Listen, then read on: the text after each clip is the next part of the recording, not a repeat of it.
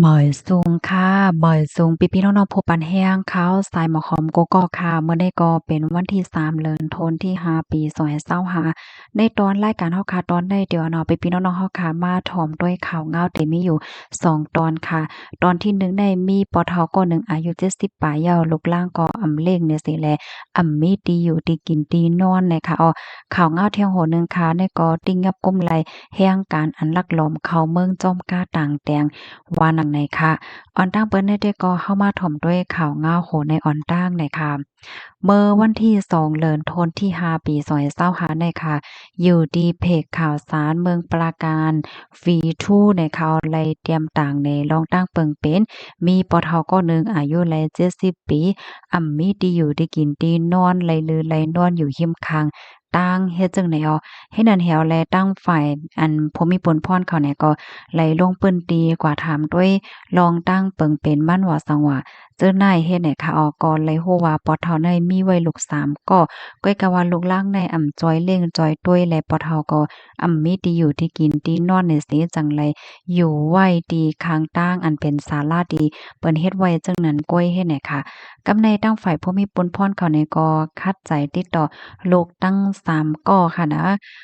บางก็รับสายอยู่บางก็รับสายเนี่ยนะก้นซื้ออันรับสายนั่นในตั้งฝ่ายผู้มีปนพรเขาเนี่ยก็ไล่ตองไล่ถามเสค่ะเนาะอันเป็นลูกๆเขานั่นก็ยืนยันว่าจังเลี้ยงหลูลุ่มล่าก็เป็นปอไลก็เพราะว่าหน้าที่การงานก็มันกึมเฮ็ดให้ว่านะเฮ็ดกินการรายวันก้อยเฮ็ดให้แลมีข้าวยามแลมีเอ็นแห้งเป้งป้อเปิดตาเตเลี้ยงหลูลุ่มล่าก็เป็นปอไลฝ่ายหนึ่งก็เขาก็จะมีนาเฮิรนโหลต้อยหลอมนาเฮิรนเขากว่าว่าเฮ็ดไหนค่ะอันนั้นในเนี่ยปอเฒ่าเนี่ยก็ยามเลยรับรองจอยเทียมดีห้องการฝ่ายลงปองจึงเนาะแล้วก็เปิ้นก็เอาส่งกว่าดีโคงเซาก้นเฒ่าจังได๋ก้อยกะว่าปอเฒ่าได้ก็จางเฮ็ดจ้อมหนังเปิงปอดาสีดีโฮงเซาก้นเฒ่าเขาเปิ้นมีไว้นั่นเหี่ยวก็ปอเฒ่าก็ยุ่มเกี่ยวในเสจังไลเต็บตัดใจเสียก็ออกมาเฮ็ดจังไหนค่ะเพราะว่าออกมายก็ทบดังอย่าเพิดมีดีอยู่ดีกินดีนอนจังไหนค่ะ ปอเฒ่ารัดในว่าลูกล่างไข้เล่งไข้ฮับเล่งก็ปอเฒ่าก็ไข้กว่าสุกยุงไข้กว่าหญ้าเกาจอมลองอยู่ลองกินข้าวเหย้าไข้กว่าปันตักตุข้าวเหย้าเฮ็ดไหนเนาะย้อนเปาว่าลูกๆก็ไข้ไรมั่นใจไข้เล่งลูกก็เป็นปอเฮ็ดไหนเนาะก็เปิ้นนั่นแลได้ภาวะจัดปานอันอายุใหญ่ปอเฒ่าในไหนก็บ่เป็นไรได้ก็ใครก็อยู่ที่วัดดีก้องเหแล้วก็เตียจ้อยการวัดเหมือนจังหนังเฮ็ดลองมดสายว่าปัดๆเพียวๆเจ็ดๆถูๆเปิดตาแลกเข้ากินเฮ็ดให้น้องมันจังว่าก็อยู่ที่วัดเฮกินข้าวกินน้ำจ้อมที่วัดเฮมันใจก็เตเพียวๆปัดๆจอยลุ่มลาปันที่วัดเฮ็ดให้ค่ะสังว่ามีได้กินตีนอนว่าสังว่าจังไหนก็ห้านใจเย้าว่าเฮ็ดไหนค่ะแล้วก็ต่อถึงเมื่อวานในคณะก็ยังไปหันมีวัดเกี้ยงติไหลมารับตัวปอเฒ่ากว่าลุ่มลาเฮ็ดจังไหนค่ะค่ะตั้งฝ่ายเพจข่าวสารเมืองประการวีทูในก็ย้อนตั้งโฮมมือถึงผู้มีน้ำใจเจตนานั่นน่ะเนาะสังว่าใครจอยเทียมปะเทาก็ในเนี่ยก็จอยเทียมไล่ไว้เนี่ยค่ะก็เพราะว่าปะเทาในก็ดึงมีป้ายอยู่ลีตีแก่นแข็งแห้งอยู่นั่นน่ะเนาะสังว่าที่วัดและเสมว่าฮับก็อยู่กว่าทางไหนก็วนว่าที่จังจ้อยการที่วัดที่หางเจ้านั้นไล่อยู่ว่าสังว่าเจ้านายเฮ็ดไหน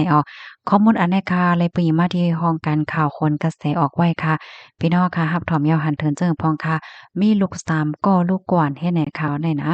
บางก็ว่าลูกปอเฒ่าได้ๆเย้าเฮ็ดให้ค่ะเนาะมาเจอก็ว่าอันได้เย้าลีเอาเป็นตอนสอนตอนตาพ่อแม่ที่มีลูกหล้างเกี่ยวกับไปลองการห่างแฮนไว้เมื่ออายุใหญ่นี่ก็เป็นลองที่อันลำลองแต้ๆว่าเฮ็ดให้ค่ะลูกที่ข่าวงาโหนได้เห็นเลยกำได้เฮาค่ะมาถ่อมด้วยข่าวงาเพราะว่าจัดปานแห่งการในค่ะอันนี้ก็หลอมเข้าเมืองลอยก้าต่างแตงก้อยกาว่าก่อมลอดเฮ็ดจังไหนคะดีจะเว้งแม่สอดใจตอนตากเมืองไทยนั่นค่ะเจ้าหน้าที่เขาติ้งยับไลก้นหลอมเข้าเมืองพิษปักเปิงหมายมีอันแป๊บมกมาในแก่แตงจังไหนคะเมื่อวันที่2เดือนธันวาคมที่5ปี2025เมื่อวานในก้อยข้าวยามไหว้วันเจ้าหน้าที่ฝ่ายกดทัดยาเมากำฝ่ายบริหารและฝ่ายพ่องำเขาไล่กดทัดก้าให้ลักเนาะ อันต่างแตง มาเต็มปิกเสียวก็เข้ามาดีลานกดทัดโหยหินฝนแม่ป้าเจเว้งแม่สอดเจตอนตากให้จังแนวจังซ้ำไล่ฮบทบหันก้นหล่อมเข้าเมืองสีก็แป๊บมกมาจอมก้นหอกาจื้อห้องว่านายแดนอายุ48ปีมันจะยอมรับว่าไลกินจางต่อก้นกว่าหับเขาสีก็มาดีวานซ้อโอช่อง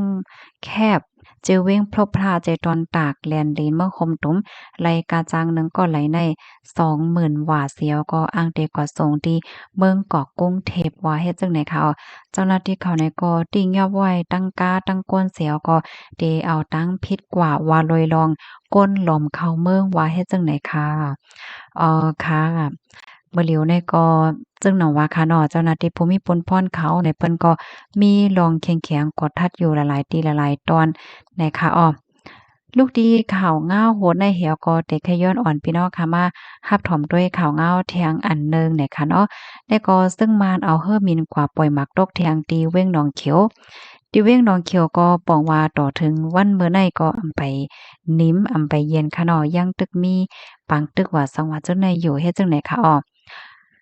ดาบของสีซึ่งมานเอาเฮ่อหมิ่นแจกฝ่ายตาปล่อยหมากตกใส่ติวานโรงคานเจาเว้งหนองเขียวเมืองใต้ปะทองเมื่อวันที่1เดือนธันวาคมปี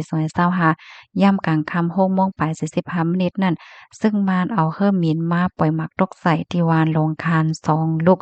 ก้นแต่ก็อำไลมีรองมาเจ็บรูเซงสังเหมือนจังหนังวานอมไม่ตีเจาเว้งหนองเขียวตับซึ่งมานและตับซึ่งเทียน LA เขาในตึกสืบเป็นปางตึกกันอยู่ค่ะ ก้นเปิ้นที่เขาลาดว่าเฮ่อหมิ่นซึ่งมานมาปล่อยหมักตกตีวานลงคาน2โลกเขายื้อหมักกองลงตั้งใจเคิงโตรนเขาปล่อยหมักหมอก30ลูกปลายจังไหนปลายป้าหมากกว้านอันมีกองแทงลูกกวนตับซึ่งมันเขาในคันใครขึ้นซิมเอาเว้งหนองเขียวในเมืองใต้ปะทองอันเขาไล่ซุ่มกว่านั่นเสียวก็จังไล่โทษซึกมาตั้งวานต้องค่ำแลวานอมไม่ตี2ฝ่ายในก็ตึกสืบเป็นปังตึกกันเฮาแห้งนะคะจำหนังตับซึกเทียน LA เขาตามไว้นั่นค่ะเนาะป่นบ้านมือเหลืองทนที่4ปี2025นั่น รับซึ่งมานยื้อหมากกองลงใส่ในเว้งหนองเขียว26ลูกหมากมีกล้อง37ลูกและเฮ่อหมินเอาเฮ่อหมินมาปล่อยหมากใน32ลูกวันนะคะข้อมูลตอนในก็ค่ะเลยปีมาที่ห้องการข่าวเงาหางแสงใต้ออกไว้นะคะเมื่อเร็วในมันป้องว่าที่เป็นผังตึกนั้นมีรองใจตื้อป้าหมากมีกล้องแหเนาะพี่น้องเฮาค่ะอันนี้เป็นแค่พางมันไหนคะค่ะยินจมกูก็ที่แคบถอมปันแห้งค่ะข่าวเงา2ตอนเปิงเป็นที่ในเมืองเมืองไทยที่แห่งการแลดั้งข่าวที่น้องเขียวในคาเลปีมาที่ห้องการข่าวเงาหาเสียงได้ออกไว้ในค่ะเนาะยินจมเย็นนำค่ะมอยซุงค่ะ